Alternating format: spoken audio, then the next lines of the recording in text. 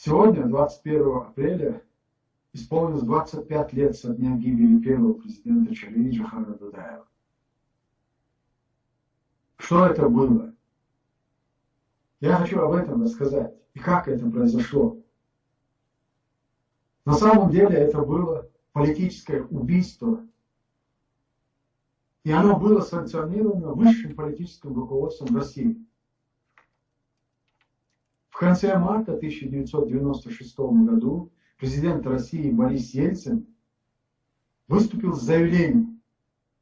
Это было в разгар военных действий, которые шли на территории Чеченской Республики. Он в своем заявлении заявил о том, что он готов к переговорам с Джохаром Дудаевым.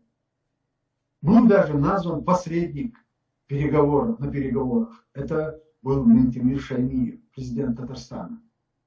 Вскоре в Грозный прибыл помощник татарского президента и стал искать возможности контакта с Джохаром Дудаевым. Я это знаю, потому что Джохар Дудаев поручил мне встретиться с ним. Мирная инициатива Ельцина, как всем было очевидно, была связана с предстоящими президентскими выборами в России. Понимая, насколько в России непопулярна война в Чечне, Ельцин решил переломить общественное мнение в свою сторону, представ перед избирателями в роли миротворца. Вот так мы это и воспринимали в тот момент. Но истинные намерения Ельцина, они проявили себя чуть позже. В этот период Джохар интенсивно начал вести телефонные переговоры с московскими политиками. Я знал, что Джохар поддерживал контакты с некоторыми российскими политиками. Эти контакты стали более интенсивными после заявления Ельцина. И в этот день, 21 апреля, 8 часов вечера, Джохар говорил по спутниковому телефону с Константином Боровым, с депутатом Государственной Думы. С этим человеком у Джохара были очень доверительные, даже я могу сказать, дружеские отношения. Они с ним в этот вечер обсуждали предстоящую встречу с президентом Ельциным. У меня нет теперь уже сомнений никаких, да еще тогда уже, в том, что само заявление Ельцина о готовности начать переговоры с Джохаром Дудаевым при посредничестве татарского президента Республики Татарстан Ментимира Шаймиева, это заявление являлось частью операции по убийству президента Джохара Дудаева. Кроме Константина Борового и Ментимира Шаймиева с Джохаром через Руслана Авшева контактировал и премьер-министр России Виктор Черномырдин.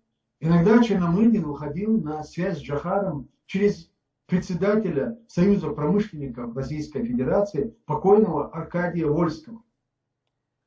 Еще во время наших переговоров в 1995 году Вольский несколько раз обращался ко мне и Усману Имаеву с просьбой устроить ему личную встречу с Джохаром по вопросу, как он выражался, чрезвычайной важности. Джохар на самом деле был очень разборчив в своих официальных контактах, и поэтому поручил нам с Усманом сначала разузнать, что именно желает обсудить с ним Вольский. Однако тот упорно не желал нам раскрывать предмет обсуждения, сообщив только, что у него к Джохару очень серьезное предложение от Виктора Степановича Черномырдина, премьер-министра Российской Федерации в тот период. Наконец Джохар согласился принять Вольского, и мы с Усманом повезли его навстречу. По дороге Вольский вдруг спросил у нас, как, по нашему мнению, отнесется Джохар к такому предложению. Он получает любую сумму денег, гарантии безопасности и возможность выезда в любую страну по его выбору.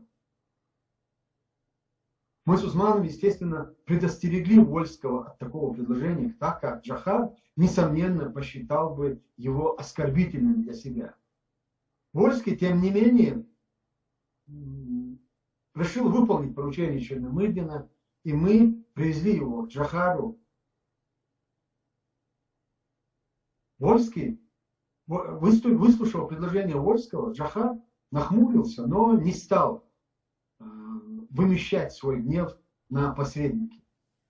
Я хорошо запомнил слова Джохара, обращенные к Вольскому, который с заметным волнением ожидал его ответа. Джохар сказал: вы только посредник и передаете мне то, что вас просили передать, поэтому к вам у меня нет претензий. Постарайтесь, пожалуйста, также точно передать мой ответ Виктору Степановичу Черномырдину, и пусть его узнает Борис Николаевич, который, несомненно, в курсе его предложения. Скажите им, что они абсолютно не понимают ни народа, с которыми ведут войну, ни лидеров этого народа, ни сути происходящего здесь.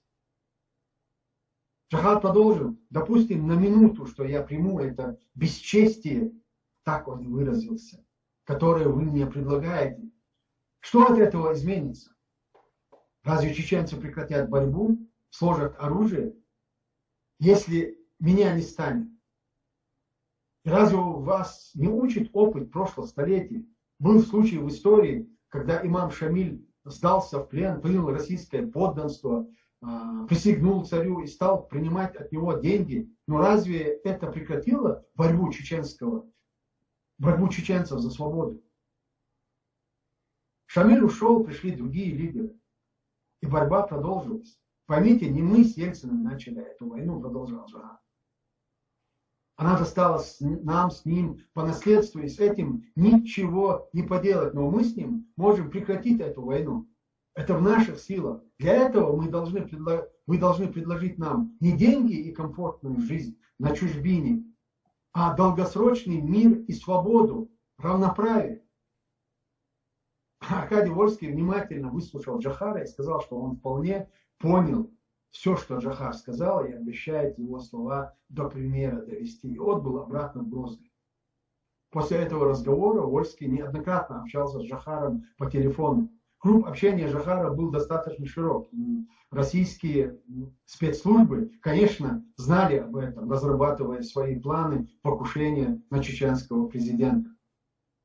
И в этом с целью нанесения удара, точечного удара, ракетного удара, с целью убить первого президента Чеченской республики Ичкерия, Джохара Дудаева, и было, на мой взгляд и по моему глубокому убеждению, вот это заявление Ельцина о готовности начать переговоры с Джохаром Дудаевым.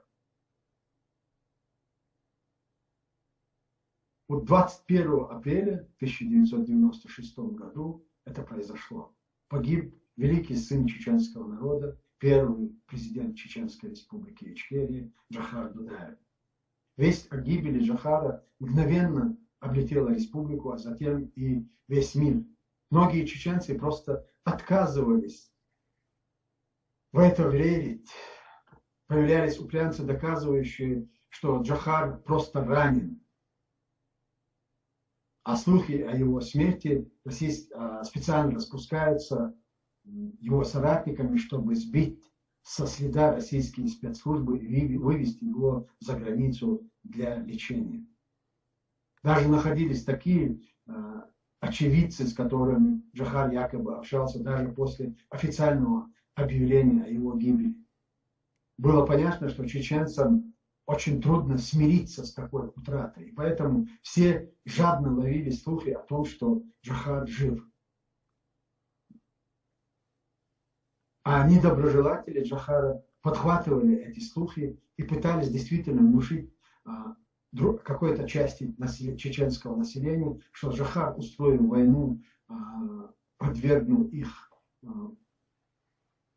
к этим мукам и потерям, что он уехал за границу и живет припеваючи. Это была часть программы по дискредитации лидера чеченского народа.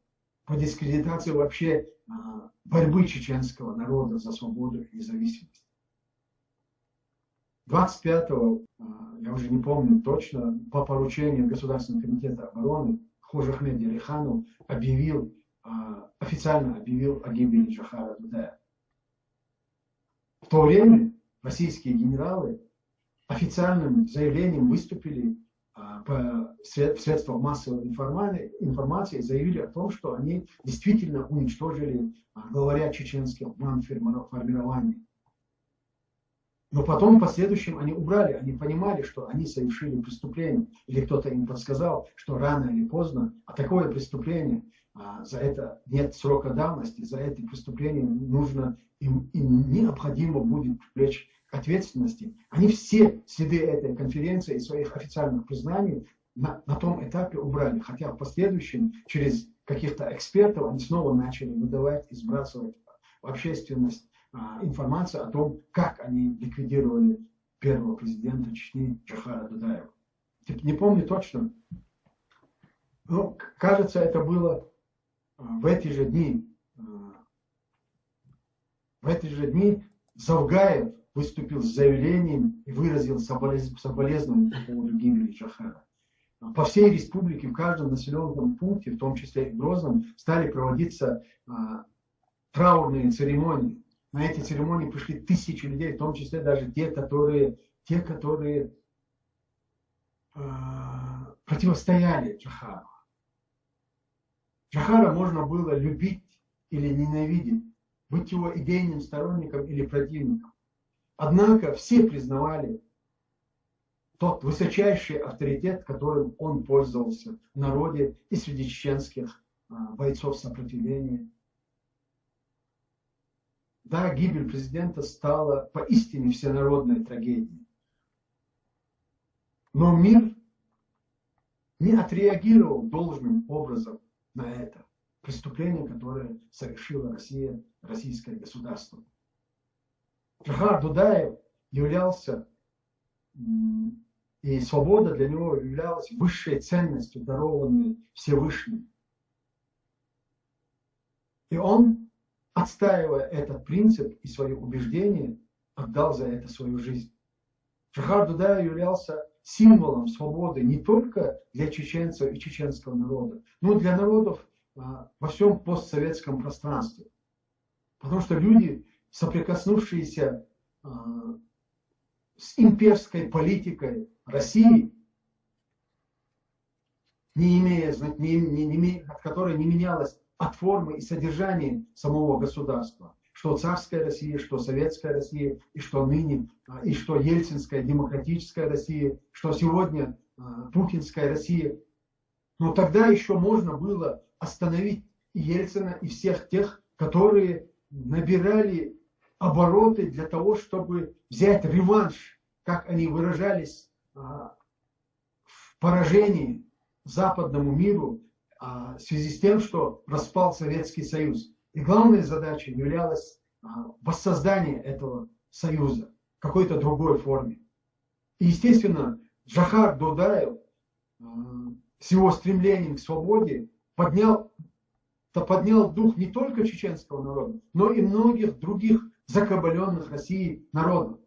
Я уверен в том, что Джохар Дудаев останется в памяти не только чеченского народа, но и многих народов на постсоветском пространстве, и не только на постсоветском пространстве, но и в Европе, на Востоке и в Западе. И сегодня уже в честь Джохара Дудаева названы улицы, парки, площади. И я уверен, что Джохар Дудаев останется в памяти не только в сердцах чеченского народа, но и людей, и всех людей доброй воли на этой планете.